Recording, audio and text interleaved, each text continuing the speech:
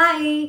ప్రయాగ్రాజ్ మహాకుంభమేళలో అన్నీ బాగా జరిగాయి. పవిత్రమైన స్నానం చేసాం, అక్కడ టెంపుల్స్ దర్శనం చేసుకున్నాము, ఫుడ్ని ఎక్స్ప్లోర్ చేసాము. ఆ వీడియో మీరు మిస్ అయితే వెళ్ళి చూడండి. సో చాలా ఇన్ఫర్మేషన్ ఉంటుంది. సో చాలామంది ప్రయాగ్రాజ్ వెళ్ళాలా వద్దా, సో ఏ టైంలో వెళ్ళడం కరెక్ట్, ఎలా వెళ్ళడం కరెక్ట్, సో ఏ డౌట్స్ ఉన్నా కూడా వీడియో చూస్తే మీకు క్లారిటీ వచ్చేస్తుంది. సో ఇప్పుడు మహాకుంభమేళకు వచ్చిన తర్వాత కాశీకి అండ్ అయోధ్య ప్లాన్ చేసుకుంటున్నారు. ఎందుకు అంటే ప్రయాగ్రాజ్ నుంచి కాశీ 120 కిలోమీటర్స్ అండ్ అయోధ్య నాకు తెలిసి 160-170 కిలోమీటర్స్ ఉంటుంది. సో ప్రయాగ్రాజ్ నుంచి. సో అందుకని ప్రయాగ్రాజ్ వచ్చిన వాళ్ళందరూ కూడా కాశీ యాత్ర అలాగే అయోధ్య యాత్ర ప్లాన్ చేసుకుంటున్నారు. సో మాకున్న టైం ప్రకారంగా మేము కాశీకి డెఫినెట్లీ వెళ్ళాలి అని అనుకున్నాం అనమాట. సో నిన్న ఈవినింగ్ ఇంకా ఫుడ్ అంతా ఎక్స్ప్లోర్ చేసేసి నిన్న ఈవినింగే మేము ప్రయాగ్రాజ్ నుంచి కాశీకి బయలుదేరిపోయాం. నైటే వచ్చేసాము. సో వచ్చే ముందు ఏంటంటే ఇక్కడ తెలిసిన వాళ్ళ ద్వారా మేము ఫోన్ చేసి రూమ్ బ్లాక్ చేయించుకున్నాం అనమాట. సో మామూలుగా రూమ్ రేట్కి ఇప్పుడు ఉన్నదానికి చాలా అంటే ట్రిపుల్ పెంచేశారనమాట. అంటే ఇప్పుడు రూమ్ మామూలుగా మనకి 1200కి 1300కి దొరికింది అనుకోండి. సో ఎగ్జాక్ట్ 3500 అంటే 2 times 3 times మల్టిపుల్ ఇంటూ 3 అనుకోండి. ఇంటూ 3 ఇంటూ 2 డబుల్ ఎక్కువే ఛార్జ్ చేస్తున్నారు. సో అట్లా మాకు 3,500 పడింది. సో అందరం ఒకటే రూమ్లో అడ్జస్ట్ అయిపోదాం, పెద్ద బెడ్ వేయించుకొని. సో అట్లా సో నైట్ వచ్చేసి హ్యాపీగా రెస్ట్ తీసేసుకున్నాం అనమాట. సో మార్నింగ్ లేచి ఇంకా రెడీ అయ్యి ఆ కాశీ విశ్వనాథుని దర్శనం చేసుకోవడానికి వెళ్తున్నాము. మాకు ప్రోటోకాల్ దర్శనం అయితే దొరికింది, బట్ ట్రస్ట్ని ప్రోటోకాల్ అయితే అవ్వకపోవచ్చు. సో మైండ్ ప్రిపేర్ చేసేసుకుంటున్నాం అన్నమాట. అవుతుందా? ఎందుకు అంటే ఈ మహాకుంభమేళకు వచ్చిన ప్రతి ఒక్కరూ డెఫినెట్లీ కాశీకి వస్తున్నారు. సో ఇక్కడ కూడా అంతే మంది భక్తులు, అంతే క్రౌడ్ ఉంది కాబట్టి సో ఇక్కడ కూడా రోడ్ బ్లాక్స్ ఉన్నాయి. అసలు మా వెహికల్స్ రావడానికి ఎంత కష్టపడ్డామో. ఇక్కడ కూడా చాలా ట్రాఫిక్ జామ్ అయితే ఉన్నింది. అదంతా షూట్ చేయలేకపోయాను, నాకు పాసిబుల్ అవ్వలేదు. ఎందుకంటే మేము రాగలమా లేదా ఇక్కడ అదే ప్యానిక్తో ఉన్నామన్నమాట. సో అన్నీ సవ్యంగా జరిగాయి. సో ఇప్పుడైతే దర్శనానికి వెళ్తున్నాం. మార్నింగ్ 5 అయింది. ఇప్పుడు కూడా అంటే మాకు మార్నింగ్ 7 o'clock ఇచ్చారు. బట్ లెట్స్ ట్రై, మనం అయితే ముందు 1 గంట ముందెళ్ళి అక్కడ ఉన్నాము. సో ఏదైతే అది అన్నట్టుగా ఉన్నాం అనమాట. ఈ శారీ వేసుకుంటున్నాను. So cotton sari. సో చాలా కంఫర్టబుల్గా ఉంటుంది. అండ్ ఇంకా రెడీ అయిపోదాము. సో మీ అందరికీ ఒకటి చెప్పేది ఏంటంటే చాలామంది ఇప్పుడు ఏంటంటే స్కిన్ బ్రైట్నింగ్కి చాలా ట్రై చేస్తూ ఉంటాం. సో డెఫినెట్లీ అందరికీ తెలిసిందే వైటమిన్ సి స్కిన్ బ్రైట్నింగ్కి చాలా హెల్ప్ అవుతుంది అని. బట్ ఎక్కువ వైటమిన్ సి యూజ్ చేయడం వల్ల ఏమవుతుంది అంటే స్కిన్ బ్రైట్నింగ్కి, స్కిన్ డల్ అవ్వకుండా ఎంత హెల్ప్ చేస్తుందో, స్కిన్ ఇరిటేట్ అవ్వడం, స్కిన్ మీద రెడ్నెస్ రావడము, ర్యాషెస్ రావడము అనేది కూడా గమనిస్తాం. అంటే ఎక్కువ యూసేజ్ ఆఫ్ వైటమిన్ సి అనేది బెనిఫిట్స్ అలాగే ఉంటాయి, మనకి ర్యాషెస్ కూడా అలాగే ఉంటాయి. సో వైటమిన్ సి యొక్క బెనిఫిట్స్ కావాలి definitely. Vitamin C, I need vitamin C.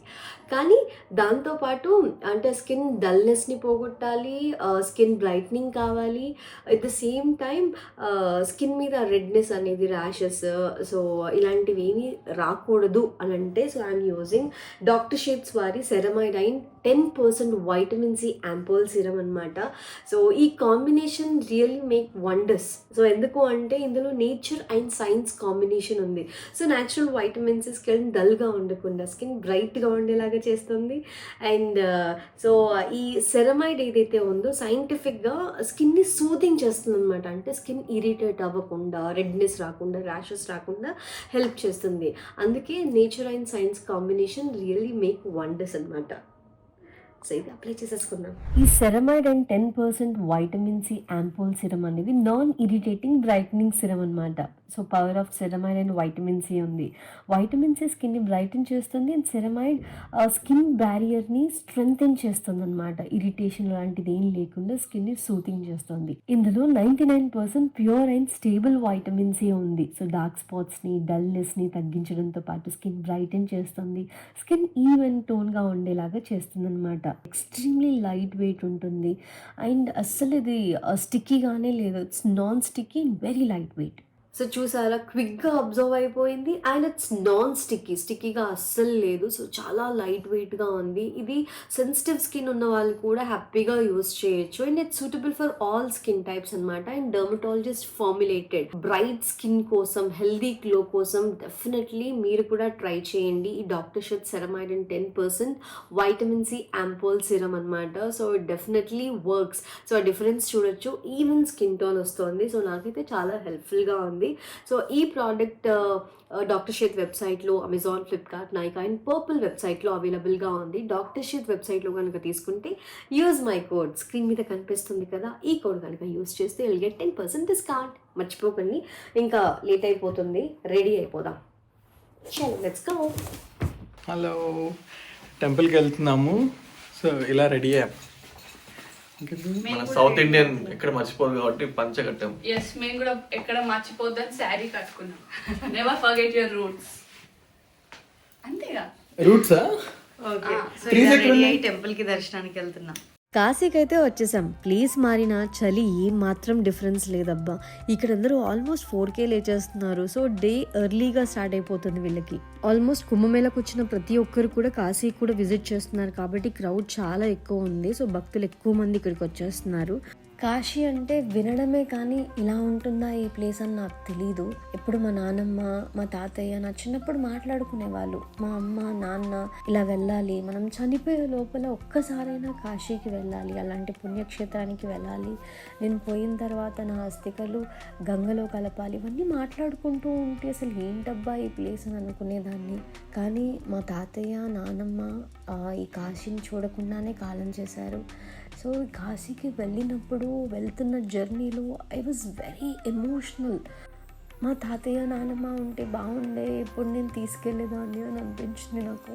ఈ ఎమోషనల్ ఫీల్ అనేది ఎవరో చెప్తేనో వింటేనో రాదు, ఇక్కడికి వస్తేనే తెలుస్తుంది కాశీ అంటే ఏంటో. అలా ఈ కాశీ వీధిలో నడుస్తుంటే నాకైతే ఒక కలలా అనిపించింది. ఎంతటి పుణ్యక్షేత్రం ఇది. ఎన్నోసార్లు రావాలి అనుకున్నాను, ఇప్పటికి కుదిరింది. మీరు కూడా త్వరలోనే ఇక్కడికి రండి, కాశీకి వచ్చి ఎక్స్పీరియన్స్ని పొందాలి అని మనస్ఫూర్తిగా కోరుకుంటున్నాను. ఆ కాశీ విశ్వనాథుడిని దర్శించుకోవాలి అని అంటే లైన్ చూసారా ఎంత పెద్దగా ఉందో. సో మేమైతే ప్రోటోకాల్ ట్రై చేస్తున్నాము, వెళ్తున్నాం అనమాట. అమ్మో, లైన్ అయితే చాలా దూరం నుంచి ఉంది. సో ఈ లైన్లో నిలబడితే నాకు తెలిసి ఒక 5-6 అవర్స్ టైం అయితే పడుతుంది మినిమం.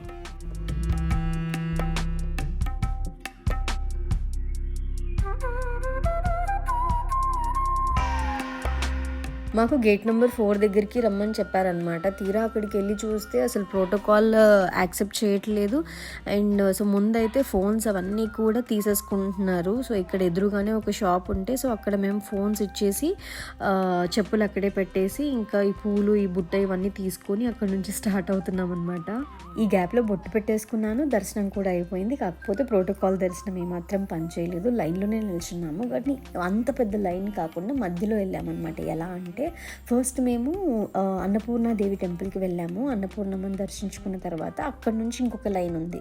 సో అది కొంచెం లైన్ తక్కువ ఉండేసరికి మేము ఆ లైన్లో జాయిన్ అయిపోయాము. మాకు దర్శనం 1.5 అవర్లో అయిపోయింది. సో బయట నుంచి స్ట్రీట్లో ఉన్న దర్శనం కంటే కూడా, అంటే ఆ లైన్లో మనం ఒకవేళ వచ్చి ఉంటే 5 అవర్స్ పట్టేది. సో మేము మధ్యలో జాయిన్ అయ్యాము కాబట్టి 1.5 అవర్లో అయిపోయింది అనమాట. సో అన్నపూర్ణాదేవి దయ వల్ల దర్శనం అయిపోయింది. ఇంకా బయటికి వచ్చేసి చెప్పులు తీసేసుకున్నాం అనమాట. ఫస్ట్ లైన్ చూసి భయపడ్డాను, కానీ అన్నపూర్ణమ్మ దేవి ఆశీస్సులతో, సో ఆవిడ బ్లెస్సింగ్స్తో నాకు కాశీ విశ్వనాథుడి దర్శనం త్వరగా అయింది అనిపించింది. లేకపోతే 5 hours పట్టేది మాకైతే.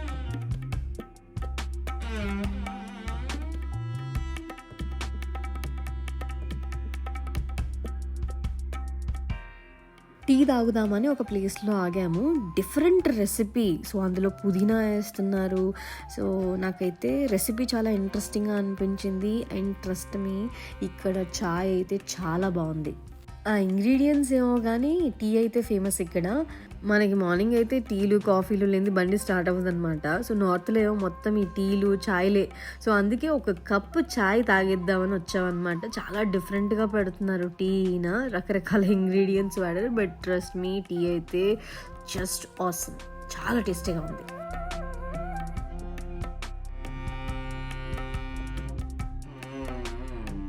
చాయ్ తాగేసి మళ్ళీ రిటర్న్ నడుస్తూ పోతున్నాం అనమాట. వీళ్ళకి ఇంకా పిచ్చి ఆకలేస్తుంది, తిందాము అని అంటే మన బ్రేక్ఫాస్ట్ ఎక్కడుందిరా అని చూస్తే అరే వెళ్తూ ఉంటే బ్రేక్ఫాస్ట్ దగ్గర ఆగామన్నమాట. ఇంకా ఇడ్లీ వడ ఇవన్నీ ఉన్నాయి. అరే మన బ్రేక్ఫాస్ట్ ఉంది, ఇంకా పిచ్చ హ్యాపీ అనమాట, మనకు కావాల్సింది తినచ్చు అని. బట్ టేస్ట్ బాగానే ఉంది, కానీ అట్లా నిల్చొని తినడము, ఇంకా క్రౌడ్లో తినడము అంటే ఇంకా అంతసేపు దర్శనానికి వెళ్ళేసి వచ్చాం కదా, ఇంకా ఓపిక లేదనమాట, ఇంకా క్రౌడ్లో తినలేకపోయాము. But taste was very good.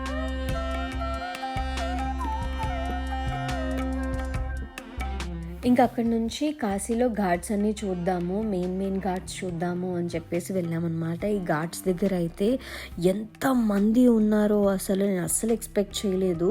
అసలు అలా తోసేస్తూ వెళ్ళిపోతున్నారు జనాలు అయితే.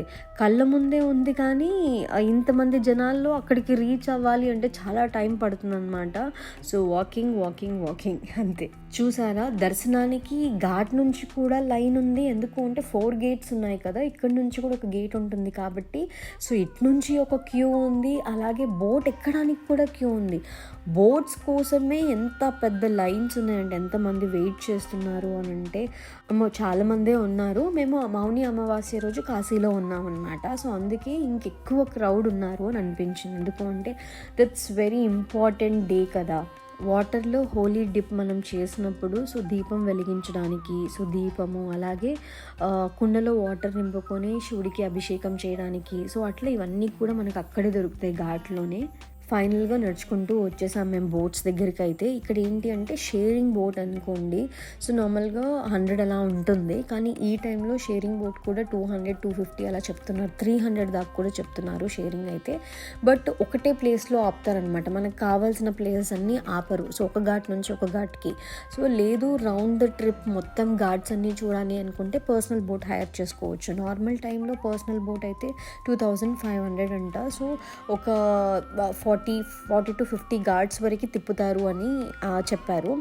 సో అట్లా కొన్ని ఘాట్స్ వరకు మనం కవర్ చేయొచ్చు కాబట్టి సో 2500 అయితే రీజనబుల్ అనుకున్నాము. కానీ ఈ టైంలో 5000 అంటున్నారు కాబట్టి సో ఫస్ట్ వెళ్ళాలా వద్దా అనే డిస్కషన్ అయితే అయ్యింది మాకు.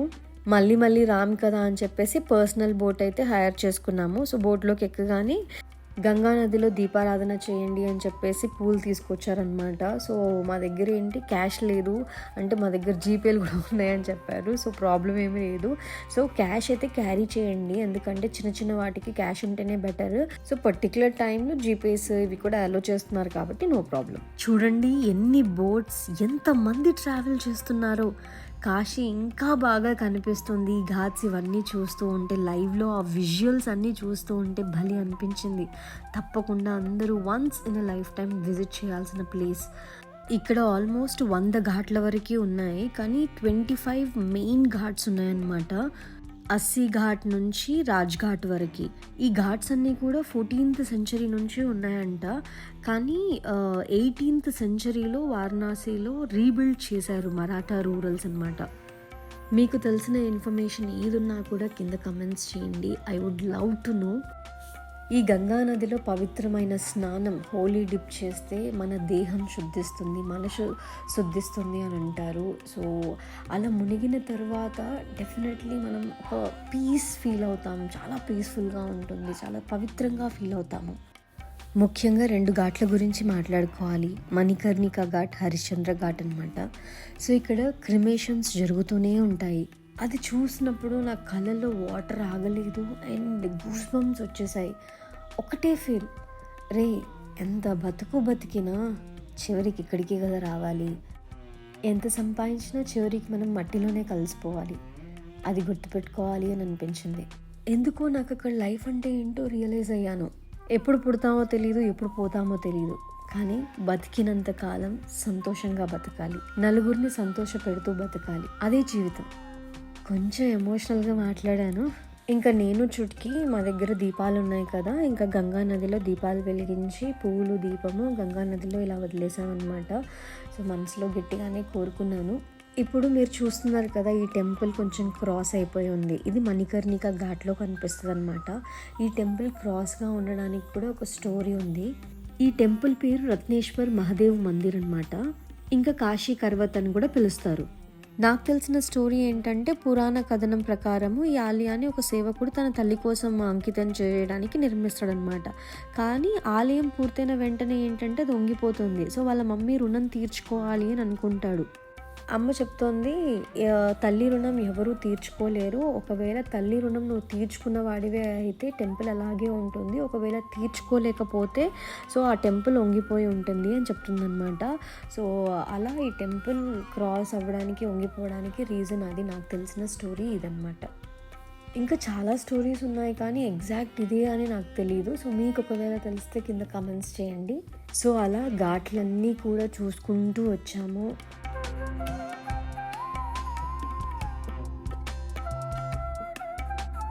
ఇంకా చాలా వాక్ చేసి కూడా అలసిపోయాం కాబట్టి మాకు ఇక్కడ జామకాయ దొరికితే మంచి ఉప్పు కారం వేసి జామకాయ ఇస్తాడనమాట, తీసుకొని తినేసాము.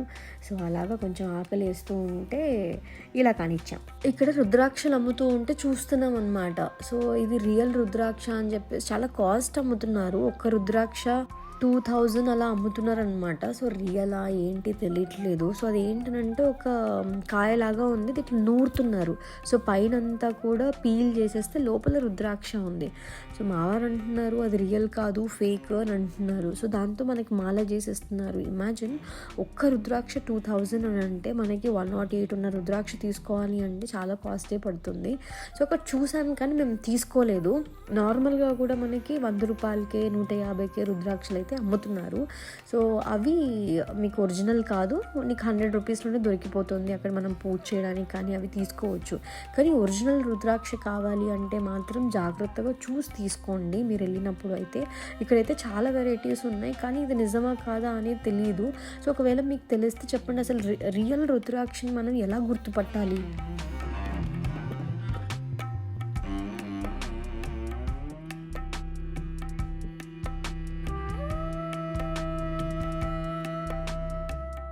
ఇంకా ఘాట్స్లోనే ఎక్కువ తిరిగేసాము, ఎండ కూడా ఎక్కువ అయిపోతుంది. సరే ఇంకా లంచ్ టైం అయింది, తిన్నాము అని చెప్పేసి ఇంకా మళ్ళీ లోపలికి సిటీ లోపలికి వెళ్తున్నాం అనమాట. వెళ్తూ ఉంటే నాకు వీళ్ళు కనిపించారు. సో చాలా బాగా అనిపించింది, చాలా హార్ట్ఫుల్గా మాట్లాడించారు. అబ్బా వీళ్ళు మీ షో చూస్తున్నాము, చాలా బాగా ఆడుతున్నారు అని. So it was very nice, చాలా హ్యాపీ అనిపించింది. కేరళ కెఫే అని రెస్టారెంట్ ఉంది. సో అందులో అయితే ఫుడ్ చాలా బాగుంది. మేమైతే మంచి ఫుడ్ అయితే ఎంజాయ్ చేసాము. చిన్న మినీ షాపింగ్ కూడా చేసాము అనమాట. అరే అందరం ఒకే ఇలాంటి షర్ట్స్ వేసుకుందాము అని చెప్పి తీసుకున్నాము. సో బేరం ఆడుతున్నాం అనమాట. సో అక్కడ మనకి 250, 300 సో అలా టాప్స్ అలా వచ్చేస్తాయి. సో నాకు తెలిసి వారణాసికి వెళ్ళినప్పుడు అక్కడే షాపింగ్ చేసేసుకుంటేనే బెస్ట్, మనం తీసుకెళ్ళకపోయినా. సో అక్కడ మనకి బనారస్లో చాలా షాపింగ్ ఉంటుంది కాబట్టి సో బట్టలు అక్కడే కొనేసుకోవచ్చు. లంచ్ చేసిన తర్వాత మళ్ళీ ఘాట్కి వెళ్ళిపోయాము. ఎందుకు అంటే కాశీకి వచ్చిన తర్వాత గంగా ఆరతి మాత్రం మిస్ అవ్వకూడదు అంటారు. That's very special. సో ఆరతి కోసం ఏంటి అని అంటే ముందు వెళ్ళిపోతారు. ఆరతి 7 o'clockే కానీ ముందే 3 o'clock నుంచి వెళ్ళి ప్లేసెస్ చూస్ చేసుకొని అక్కడ కూర్చుంటారనమాట. ఎందుకంటే 4:35 కల్లా ఫిల్ అయిపోతుందనంట. సో మాకు ఇంకా ఆ విషయం తెలియదు, అప్పుడే తెలిసింది మీరు వెళ్ళాలి అని అంటే సరే తొందరగా వెళ్ళిపోయాము. మేము 3 o'clock కల్లా తినేసి ఇంకా బయలుదేరి, ఇంకా నడవాలి కదా చాలా దూరము. సో అలా నడుచుకుంటూ మేము ఘాట్కి వచ్చేసాము. మేము దస్వమేధ ఘాట్కి వచ్చామన్నమాట. ఇక్కడ గంగా ఆరతి 80 ఘాట్లో, దస్వమేధ ఘాట్లో చాలా బాగా జరుగుతుంది, ఈవినింగ్ చాలా బాగా జరుగుతుంది అని చెప్పారు. సో దస్వమేధ ఘాట్కి ఎందుకు వచ్చాము అంటే ఇది హార్ట్ ఆఫ్ వారణాసి అనమాట, top attraction. So oldest and holiest Varanasi ఘాట్స్లో ఇది స్పెషల్ అనమాట. ఎందుకంటే నాకు తెలిసి హిందూ మైథాలజీ ప్రకారం బ్రహ్మదేవుడు ఆ శివయ్యని వెల్కమ్ చేయడానికి ఈ ఘాట్ని క్రియేట్ చేశారంట. కానీ మేము ఈ ఘాట్కి వచ్చిన తర్వాత చూస్తే మేము హార్డ్లీ 4కి వచ్చేసాము. 4కి వచ్చినా కూడా ప్లేస్ అంతా ఫిల్ అయిపోయింది. నేను అక్కడికి వచ్చిన తర్వాత కొంచెం అప్సెట్ అయిపోయాను. అరే ఏంటి ప్లేస్ లేదు, ఇంకెక్కడో దూరం వెళ్ళి కూర్చోవాలి, నేను దగ్గర నుంచి హారతి చూద్దాం అనుకున్నాను అని చెప్పేసి ఇంక అక్కడే నిల్చుండిపోయాను అనమాట. ఇంకా నేను 2 days అక్కడే ఉంటాను కదా, సో నేను రేపైనా గంగా హారతి చూస్తాను. మంజు నేను ఇవాళ నేను చూడను, నేను వెళ్ళిపోతాను, రేపు కావాలంటే మధ్యాహ్నమే వచ్చి కూర్చుంటాను అని ఇంకా మా వారితో చెప్తున్నాను నేను. సో అక్కడ ఒకరిని రిక్వెస్ట్ చేశాము. సో మేము చాలా దూరం నుంచి వచ్చాము అని మంజు రిక్వెస్ట్ చేశాడు. సో మేము కొంచెం దగ్గర నుంచి చూడాలనుకుంటున్నాము అంటే వెయిట్ చేయండి అని చెప్పారు. సో లాస్ట్లో మాకు గంగా హారతి ఇలా ఇస్తున్నారు అంటే కిందే పక్కనే కూర్చున్నాం. దగ్గర నుంచి చూసే అవకాశం నిజంగా శివయ్య ఆజ్ఞ లేనిదే చీమైనా కుట్టదు అని అంటారు కదా. సో ఆ శివయ్య ఆజ్ఞ లేనిదే నాకు ఆ ప్లేస్ దక్కిందా అని నేను చాలా ఎమోషనల్గా ఫీల్ అయ్యాను. ఆ ప్లేస్లో కూర్చున్న వెంటనే నాకు కన్నీళ్ళు ఆగట్లేదు. రే నేను ఫస్ట్ టైం వస్తున్నాను, ఎంత చాలా చాలా ఎమోషనల్ అయిపోయాను. నేను మాటల్లో చెప్పలేకపోతున్నాను. సో నేను సెటిల్ అవ్వడానికి నాకు కొంచెం టైం పట్టింది. గంగా హారతి ఎలా వాళ్ళన్నీ రెడీ చేసుకుంటున్నారు, సో అది అన్నీ దగ్గర నుంచి చూసేసరికి సో గూస్ బంప్స్ వస్తున్నాయి తెలుసా. హారతి స్టార్ట్ అవ్వకముందే నాకు అవన్నీ ప్రిపరేషన్స్ చూస్తూ ఉంటేనే ఒక్కొక్కటిగా నాకు కన్నీళ్ళు ఆగట్లేదు.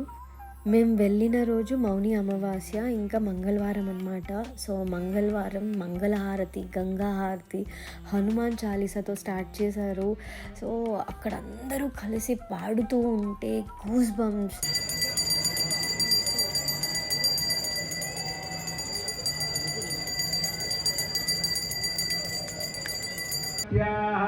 పశ్చిమదిగ్భాగే దశాసముద్రగంటే పుణ్యమోవంత్యః పింగళనామ సంవత్సరే శ్రీసూర్యే ఉత్తరా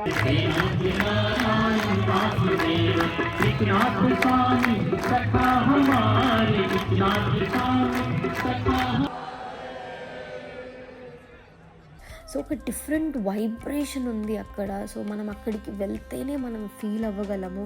వాళ్ళందరిలో అలా కలిసి పాడుతూ ఉంటే ఓం నమ శివాయ అంటూ ఉంటే సో ఎంత పీస్ఫుల్గా అనిపించింది, ఎంత బ్లెస్డ్ అని అనిపించిందో.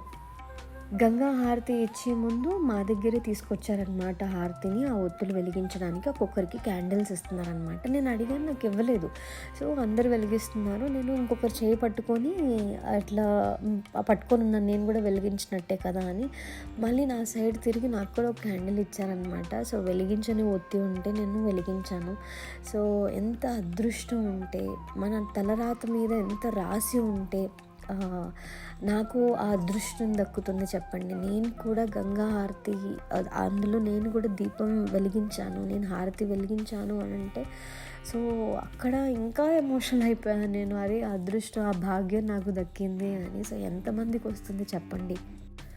గంగా హారతి ఇస్తున్న టైంలో అదొక డిఫరెంట్ వైబ్, గూస్ బంప్స్ కానీ నా కళ్ళల్లో నీళ్ళు ఆగలేదు, ఏడుస్తూనే ఉన్నాను. ఎందుకంత ఎమోషనల్ అవుతున్నానో నాకు అర్థం కావట్లేదు. బట్ ఎంత ఏడుస్తున్నా కూడా నా మనసు చాలా తేలిక అవుతున్నట్టు అనిపించింది. అంటే నా బాధ అంతా తగ్గిపోతుంది, నా మనసులో ఉన్న భారం అంతా తగ్గిపోతుంది. గంగమ్మ ఒడిలో నా కళ్ళల్లో వచ్చే గంగ ఆగట్లేదు. సో ఆ గంగమ్మ ఒడిలో నాకు ఆ గంగమ్మ ఓదారుస్తున్నట్టు అనిపించింది. సో ఎలా చెప్పాలో తెలియట్లేదు కానీ ఐ ఫీల్ సో బ్లెస్డ్.